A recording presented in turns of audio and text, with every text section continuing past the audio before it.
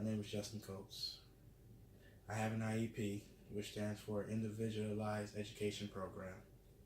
With my IEP, I have it in math and reading comprehension. This all began in 7th grade, 2012. I got pulled out of the classroom because my reading was at a lower level than everybody else in the class. I thought that was kind of embarrassing because everybody would laugh at me and say, "Why can't you say these words? Why can't you read these paragraphs? What's wrong with you?" I felt different because the things I was looking at, it was easy for everybody else to do, and I was wondering why I couldn't do it. So I got pulled out of class all the time to go to resource room, which is a place that most IEP students go where they can get more help, where they can get more help and work at a slower pace than everybody else. But I didn't really like it. I didn't really care for it as much because I wanted to be like everybody else, catch it right then and there. Don't have to do all of that stuff. So that happened in 7th grade. I thought it was kind of embarrassing, but it is what it is. But I eventually graduated from middle school. Things were okay after that. I thought I had a break, but then this is when I came into high school where things got even rough. In high school, I was an outsider. I didn't get along with anybody. I was so what you can call it socially awkward. People would look at me different. They would talk about how I walk, how I look, how I eat, what I wear, everything that you could say about a person. But I thought that when you go into a new atmosphere like that, you will feel more welcome because you don't know everybody, you don't know much people, and you will feel more welcome. But you're not. So I had a couple of friends that I would hang out with. Well, they weren't technically friends. They would talk about how I would do things, like I would tell somebody that I want to be a photographer one day, and they would tell me that you're too stupid to be a photographer.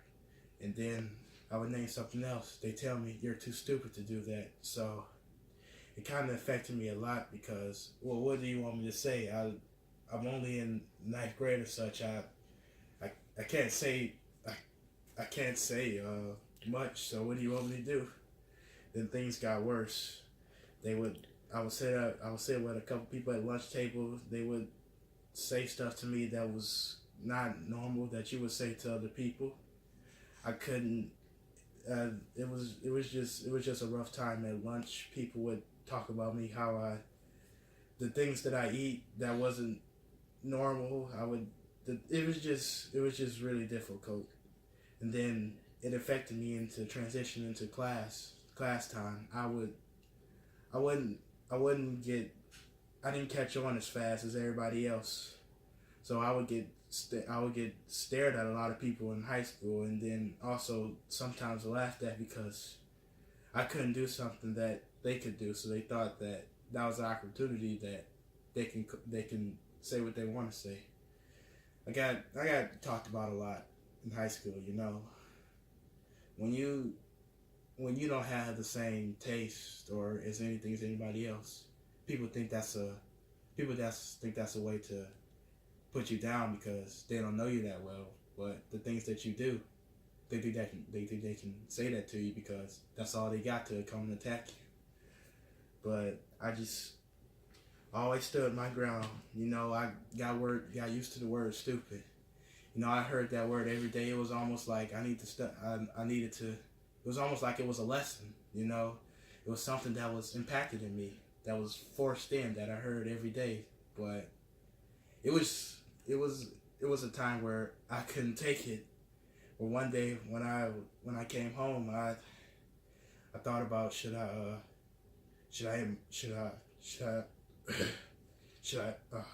end my life? Cause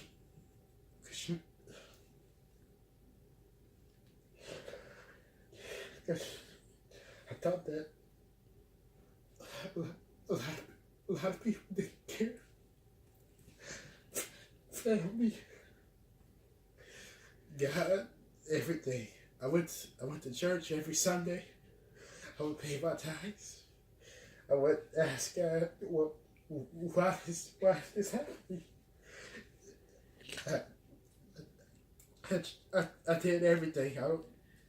I didn't know what was going on. I listened to the preacher. I would pay my tithes. I would be social around church and everything.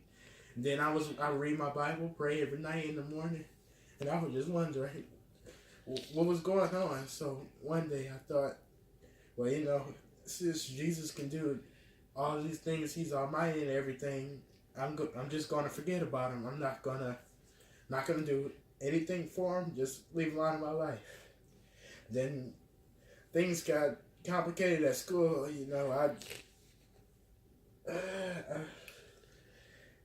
When you walk alone in the hallways, everybody would say bad things about you, what you wear, and everything, how you talk, which it was just I couldn't take it anymore. It was just like Jesus was telling me, hold on, Justin, you can make it through. You can. And I thought that I couldn't, but I'm still here today to tell you that I made it and everything. I still think about stuff that happened in high school a lot. It has a great impact on me now and forever, but I'm not gonna let it take me out of here. I chose God over revenge. I never thought about shooting up anybody, shooting up a school, killing myself or anything like that. I just pushed it off. I just couldn't do that because that wasn't the right thing to do. It was worse things could have happened, but I just glad I hold on and glad that there was someone with me all the time, and that I could push through and I could make it through. That I knew that everything was. I never got into any fights or anything. That was a good thing because I know somebody was watching over me. But it was just rough for me. When sometimes when you do something on a daily basis, you used to, when you pray, when you do all this type of stuff, sorry guys, I don't know how to explain it. It was just a lot that was going on there. I felt like I was in a dark room and I couldn't get out. And 7 years, it was a burden. It was just in a dark room and I couldn't get out. I felt like I was punching my way out, and then nobody was there for me. I was just hitting it and didn't do anything. Knuckles was all bloody and everything. It didn't work. But finally,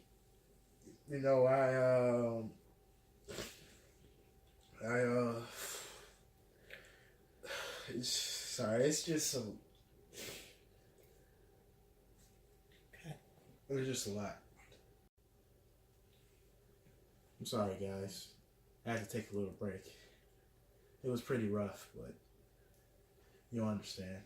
It was like I was living 7 years of hell, but I just wasn't burning. And then I decided one day that it was time for me to tell. So on March 11th, 2018, I released. I told my mom everything that happened. We had a long conversation, and then I talked to my grandma about it, and we had a conversation. So then, I just want to let you guys. Sorry. I just want to let you guys know that you can make it. Revenge is not the answer. Shooting up the school is not the answer. Prayer is the key. It's just it's just keep going forward. Then things will happen. Trust me, things will happen. It may not come right now, but it's gonna work out. Okay. So, lastly, I just want to say that this word right here, this is the word that scorned me, but I made it my strength. So, this is what this word means to me. I have strength. I am talented. I am unique. I was prayerful. I am intelligent, and I have determination. Then once when I said that, I broke out of that door and had my hands up like this. Hallelujah! I made it. That's it. And you can too. And you can too.